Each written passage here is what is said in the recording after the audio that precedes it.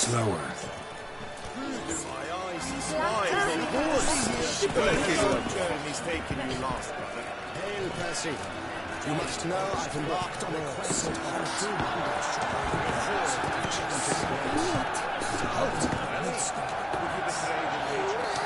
But virtue always trumps the beast with friends of society. This will not be slide where destiny calls. Godspeed till next we meet.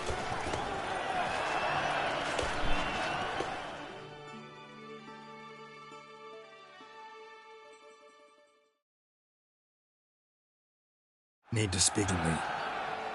All right, you scamps. Go find your parents. But the Palmerine, what about the story of Rittik and the dragon? They're tales for another time. But take a good look at the man who stands before you now. This is Geralt of Rivia, the master witcher who lent his valiant hand to the defeat of the giant Goliath. Master Witcher, is it true virtue always trumps villainy?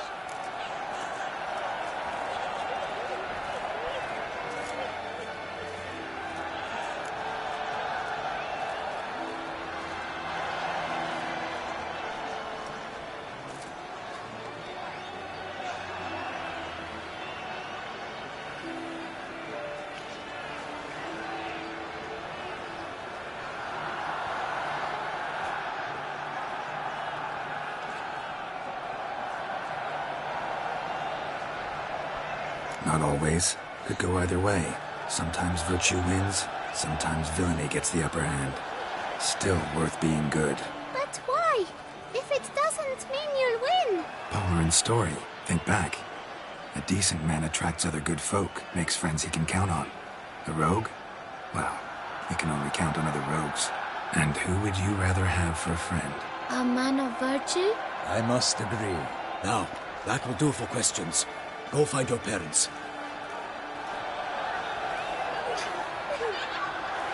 Her Enlightened Highness has doubtless arrived at the tourney grounds to watch the battle in the arena.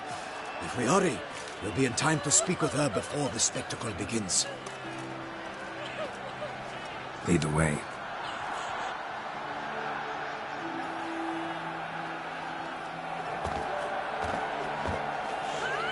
Who's fighting? Nilfgaardian gladiators? Close, but not quite. As we'll soon see. Someone's gonna fight a Shaelmar with only some bells on its tail to confuse it, slow it down? Whatever is the problem? The beast is a gift from the Emperor, no less.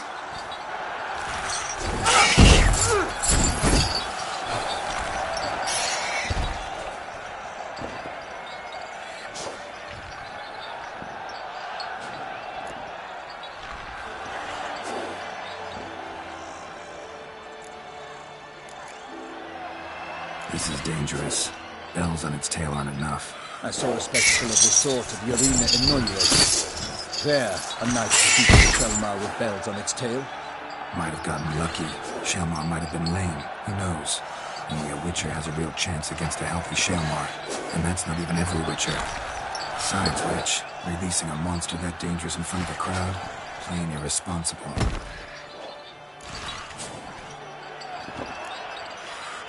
Who's going to fight the beast? Guillaume, the young man you met. Yeah. Mentioned he'd promised his heart's capture a monster trophy. Great love demands great sacrifices. Let's go.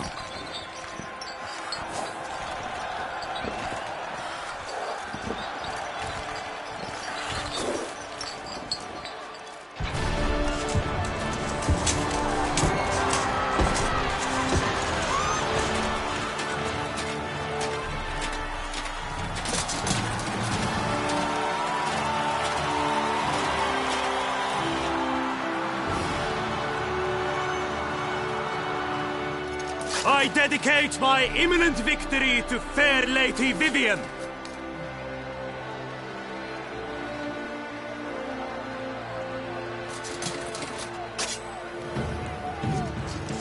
It's begun. The fight shall have to end first. He must wait.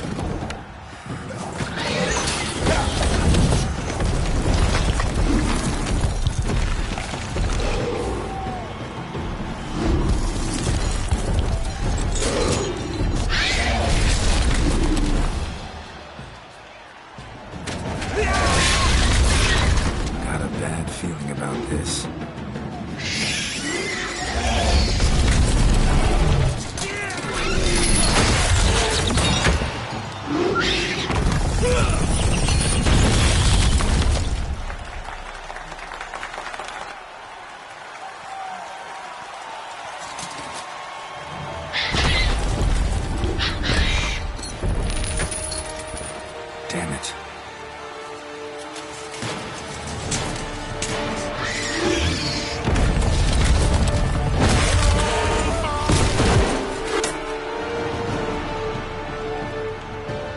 We have to help him.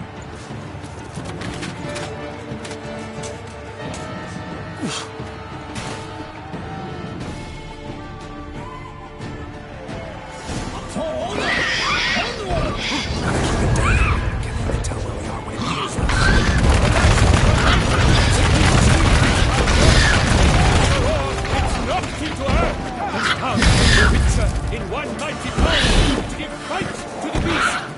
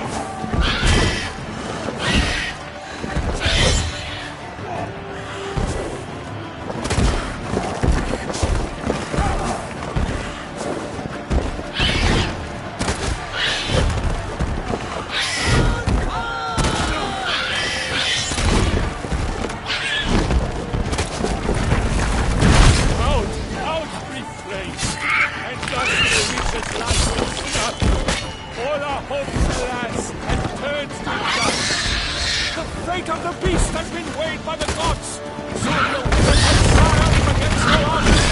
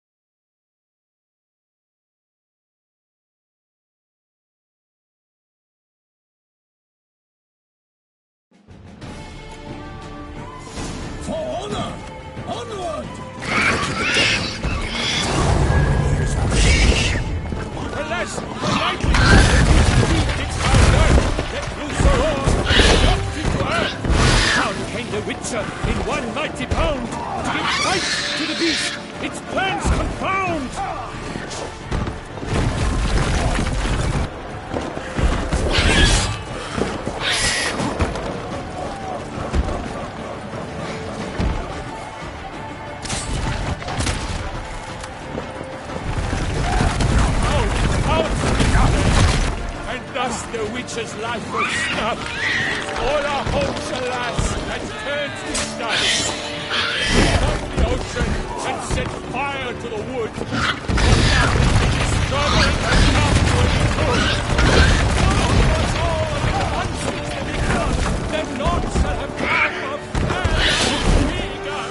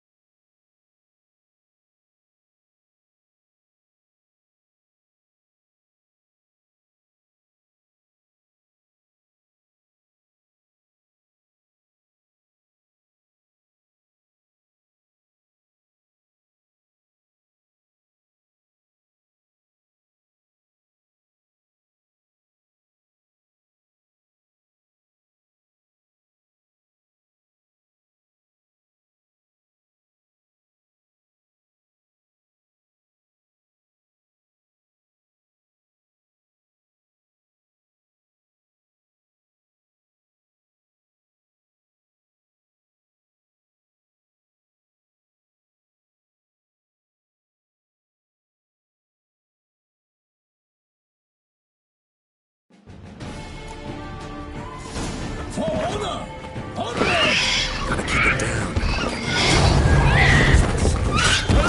For nightly, the beast heaved its power, and kills the roar, dropped to earth.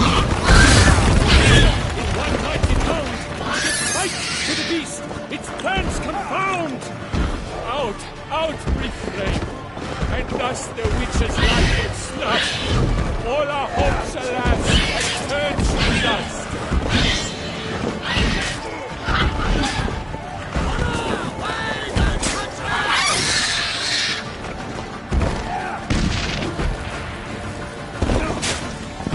Not good.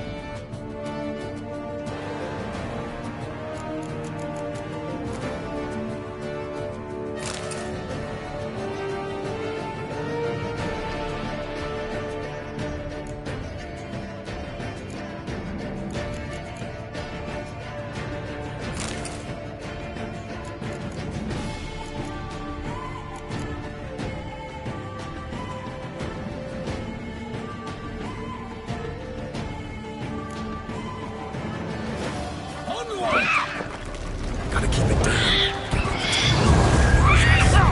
Alas, for nightly, the beast heaved its hunger, let loose a roar, and knocked it to earth. Now came the Witcher in one mighty blow. Fight to the beast, turns the pound.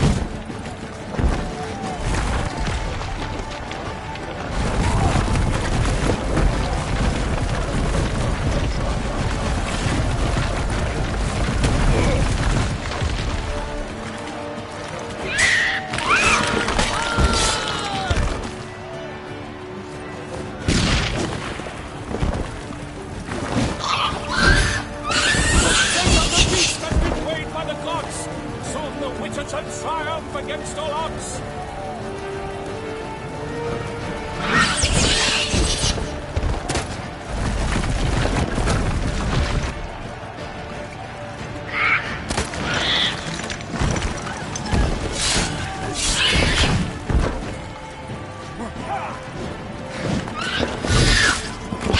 The Witcher wins to the town, then 12 danced and it spun, struck the monster right through!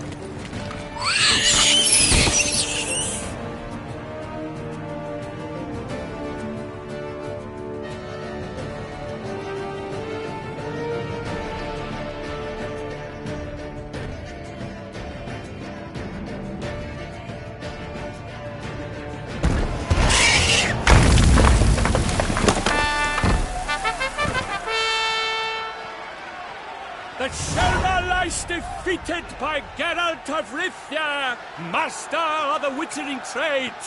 Behold, as the last gasps of life seep from the beast.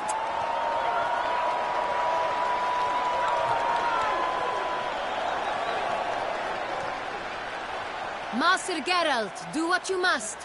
Finish the deed!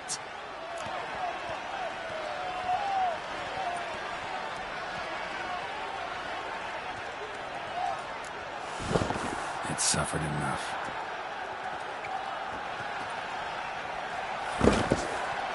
The monster lies slain! The fight is done! Christ be the victors!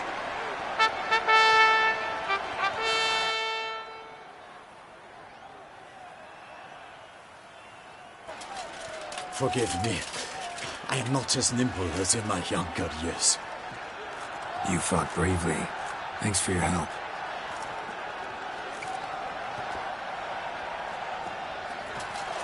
Guillaume. The lad came damned close to dying. I'm fine. Not hurt at all. Vivian? Smile as befits a hero and keep silent. Speech clearly pains you. She approaches.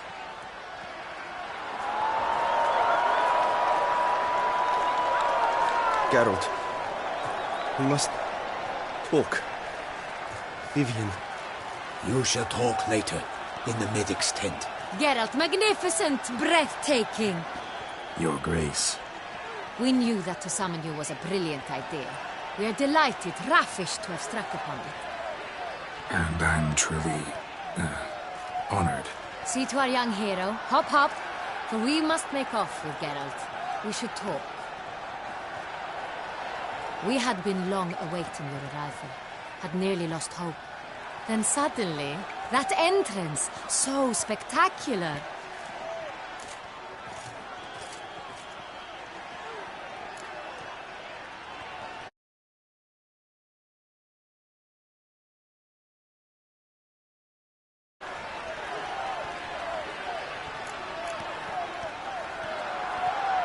Your Grace. Shaelmars are dangerous creatures, even to knights in full-plate armor. Nonsense. In Toussaint, knights have battled beasts for mere glory since time immemorial. True. Guillaume suffered a few bumps, scars, and bruises, but in return gained eternal glory as he who slew the monster. What about the crowd? Say the Shaelmar had vaulted into the stands. Would have been a massacre. Geralt, though we value your fortuitous intervention in the arena, we would remind you your services have been retained, and as shall soon become clear, you will be generously compensated for completing another task altogether.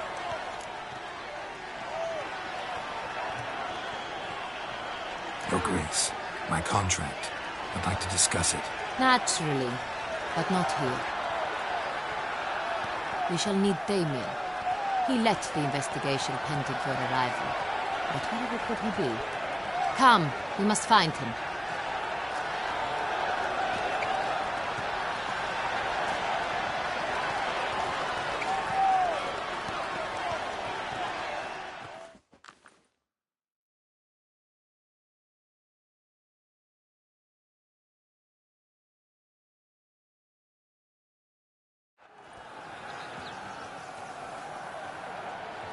Tell us, have you come alone? Or did Viscount Julian accompany you? Wish to see Dandelion, Your Grace? Yes. I mean, no. Yes.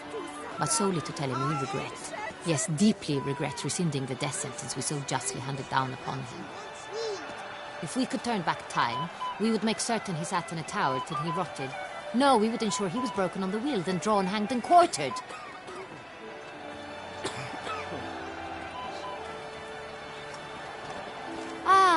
The very man we would entrust with these tasks. Damien de la Tour, captain of my personal guard. Your Grace. Witcher. Greetings.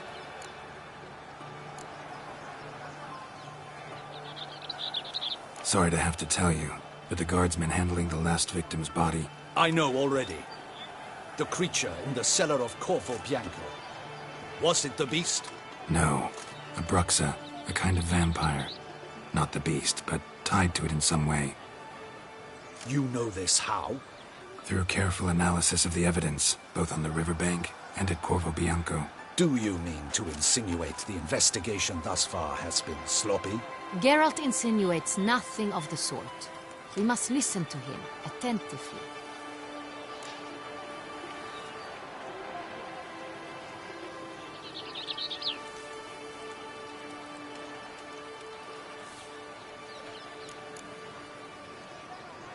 I examined the body of the beast's last victim. Might have found something. Need to analyze it. A quiet place, that's what I could use most right now. And maybe the help of an alchemist or a mage. Also like to hear all you know about the previous victims. Take it Sir Delatour is my man for that. Firstly, call me Damien, please. Secondly, you should know I spoke against summoning you here. I've heard much about you. You bring trouble, or thus far have, always. And we've enough trouble as it is. Yet we are capable of defeating the beast on our own, without an outsider's help. I've no doubt about it. Damien, we settled the matter of the Witcher's employ some time past. Definitively. Since you have broached it nonetheless, let us discuss Geralt's pay. Are the legends true? Do Witchers usually demand that which you find at home, yet did not expect?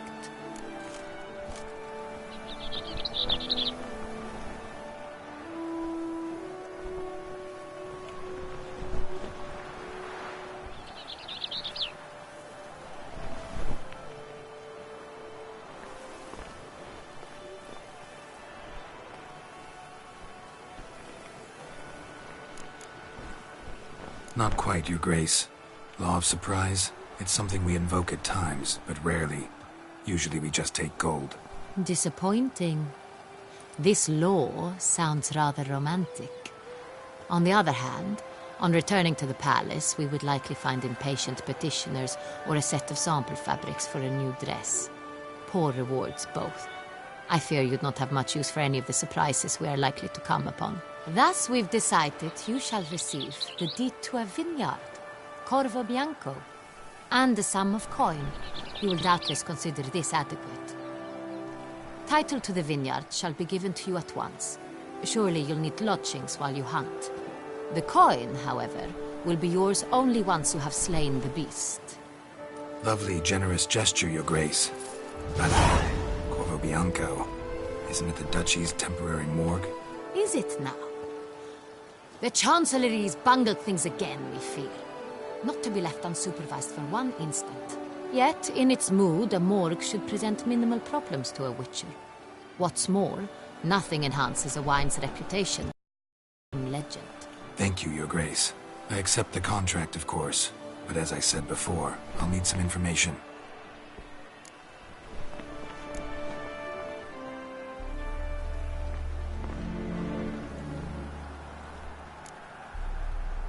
How'd it start?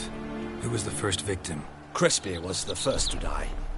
He was famed once for his many glorious tournament victories. Then he grew old, hung up his sword, and took to winemaking. Crespi was not loved by the wine merchants. He was ruthless in business and thought to cheat many a time. He asked us for a dispensation from all court ceremonies. We did not grant it. We could not. Once you've taken the oath of a knight, you remain a knight till death. How'd he die? Where'd they find the body? Quite unusual, the circumstance. He was at a feast when suddenly one of his fellow feastgoers noticed he was missing. The town watch found him an hour later. On his hands and knees, propped against the town pillory, his sword hanging from his neck. He had died of wounds inflicted with claws, not a weapon. Blows of great force. So he died suddenly, but the body was on its knees, meaning someone posed it. So it seems. How'd it start? Who was the first victim? Crespi was the first to die. He was famed once for his many glorious tournament victories. Then he grew old, hung up his sword, and took to winemaking. Crespi was not loved by the wine merchants. He was ruthless in business and thought to cheat many a time. He asked us for a dispensation from all court ceremonies. We did not grant it. We could not. Once you've taken the oath of a knight, you remain a knight till death. How'd he die? Where'd they find the body? Quite unusual, the circumstance. He was at a feast when suddenly one of his fellow feastgoers noticed he was missing. The town watch found him an hour later. So he died. So it seems. Second murder. Tell me what you know. In the city there are certain nooks. No one reasonable ventures there after dark. Ramon Dulac's corpse was found in one such place. With the first murder, terror gripped the city. Its inhabitants grew wary, kept to safe areas. Consequently, news of the second victim came to us from a group of concerned cut-purses. Criminals fear the beast? Telling in a way. Take it you've excluded the possibility that Ramon died at the hands of these bandits. Do you believe me an amateur? Not hands, but claws killed Ramon Dulac. The wound was deep, clean. His body was found in the gutter, dressed in nightshirt and cap, a pillow placed under his head, and his sword replaced by a bed warmer. Ramon Dulac, a knight who but a dozen years past was an advisor to our father, the Duke. Someone went to a lot of trouble to make him look ridiculous. Maybe revenge was the motive. It's not out of the question. Dulac had shady dealings with the criminal underworld, but no one ever came forth with concrete proof of any misdoings. So, first two victims were knights, best years behind them. The same could be said of the third. Sir Delacroix was wont to claim that in modern times knights face new challenges, enterprise being the latest addition to the chivalric virtues. He made a veritable fortune in the grain trade. Palmerin even nicknamed him Sir de la Stinchi. Found a coin pouch on his body. Contained florins dating from various times, hailing from different provinces of the Empire. Delacroix loved coin, true, but had no patience for numismatics.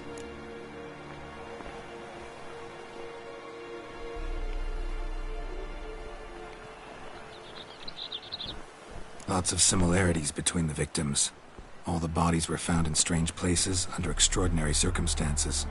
Seems the murderer, whoever or whatever it is, has some meaning to convey. These were honorable men. We are horrified by the disdain, the disrespect with which they were treated. These were knights of Toussaint. Blast it. Might be the point. From what you say, none was a model of virtue. Ever considered that's what the beast's trying to draw attention to? All the murdered men were knights who swore fealty to the 5 chivalric virtues. And even if the... Knights of Toussaint swear fealty to what virtues exactly? Honor, wisdom, generosity, valor, and compassion.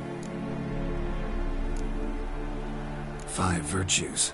Why are they so important to your knights? Strange question. Your Grace, forgive me. I'm a foreigner trying to understand another land's customs. You are forgiven. According to legend, the virtues we cultivate were bestowed upon us by the Lady of the Lake. How we truly came to espouse them, none remember. In Toussaint, we believe men of low birth should be simple-hearted and obedient. We expect much more, however, of our knights. They are to be soldiers and courtiers, lords and servants. Thus, the need for clear moral guidelines. At the time of his dubbing, a knight vows to demonstrate throughout his life honor, wisdom, generosity, valor, and compassion. Beast seems to be pointing up moral decay, denouncing it. Victims were all humiliated. Might have been murdered to emphasize their lack of specific chivalric virtues. Honor compromised by the pillory. Wisdom by ridicule. Generosity by a coin pouch shoved down a throat. It seems to fit, true, though not perfectly. Can't discount the theory if it's on the lips of everyone in town. Say our reasoning's right. Next murder will be just as showy and denounce the victim's lack of the 4th virtue, valor. We can also assume that victim will be an elder knight. Let's think. At the moment, all the knights are either at the tourney grounds or in the palace gardens. Our annual hare hunt shall begin there shortly. Have you heard of the custom? Milton mentioned something. Seemed excited to prance around in a bunny costume. Not sure why. Hang on. Strange circumstances. A knight advanced in years. The famed cowardice of rabbits. Could it be that simple? Is Milton de Peyrac-Peyren the next victim? Milton also knew Delacroix. Told me so down by the river. Damien! To miss something so obvious. De Peyrac-Peyren, Crespi, Delacroix, and Delac formed a knightly team. It was years ago, but...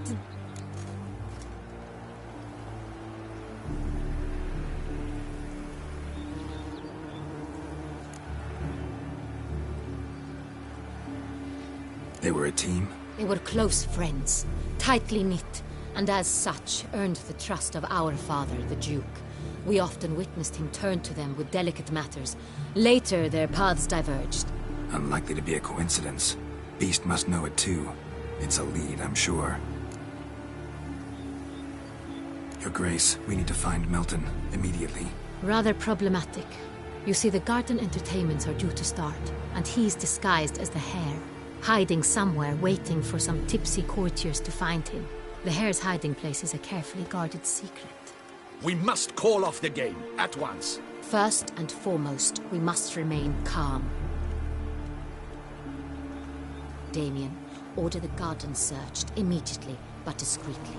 By no means can we disrupt the festivities. Panic will only incite the beast to strike sooner.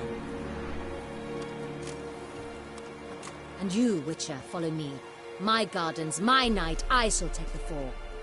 A murder is out of the question. I will not allow it. Not near my palace. Horses? Ready our horses!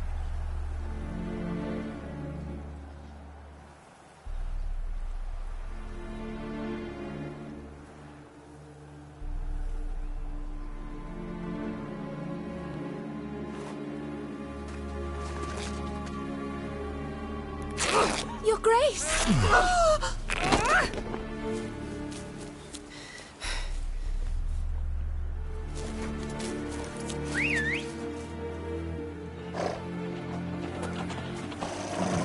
What the hell? Why, I should... Your Highness, Mind it doesn't get wrinkled. Onward!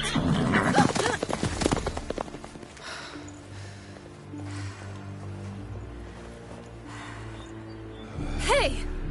That is silk! Be careful! Give it to me!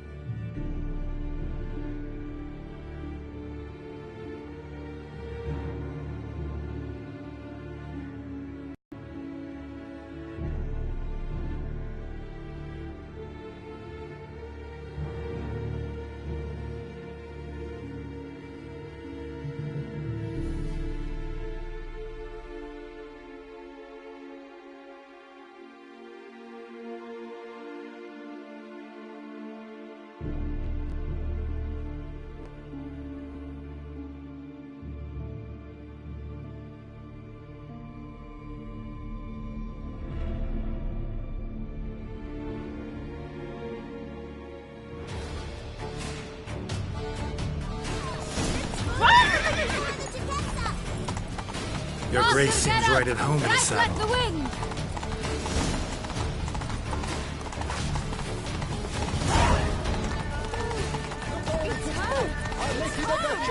Clear the path!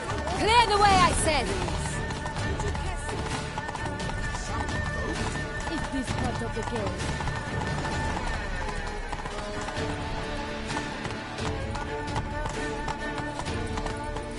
It's here! Just round the corner! Hurry! We must go to where the game is being held. The participants must find a unicorn's horn, a golden fish, and a phoenix egg. With these in hand, they can deduce where the hare, Milton, hides. Mean we need to find those things too? We've no other option. But time is of the essence, so we shall have to break the rules.